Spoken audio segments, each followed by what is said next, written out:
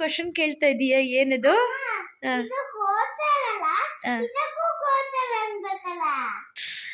ಇವರು ಸ್ಪೋರ್ಟ್ಸ್ ಕೋಚರ್.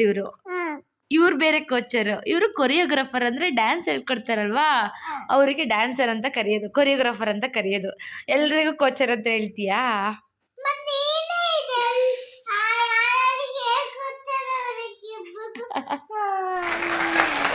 ನಾನು ಹೇಳಿದ್ದು ಸ್ಪೋರ್ಟ್ಸ್ ಅಲ್ಲಿ ಇರೋಂಥವ್ರು.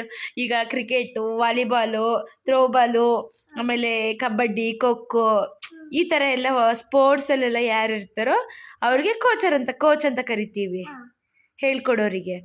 ಇವರು ಡ್ಯಾನ್ಸ್ ಹೇಳ್ಕೊಡೋರು ಇವರು, ಅದಕ್ಕೆ ಅವರಿಗೆ ಕೊರಿಯೋಗ್ರಾಫರ್ ಅಂತ ಕರೆಯೋದು. ಅರ್ಥ ಆಯ್ತಾ? ಕ್ರಿಕೆಟ್ ಬೋಳು ಅವೆಲ್ಲ ಆಡ್ತಾರಲ್ಲ, ಊರು ಹೇಳ್ಕೊಡೋಳೆಲ್ಲ ಅನ್ಕಳಿತಾಳೆ. ಏನಂತ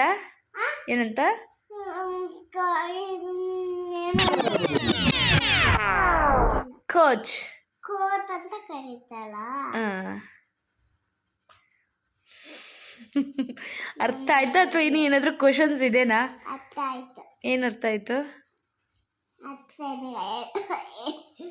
ಏನು ಗೊತ್ತೇನಿಲ್ಲ.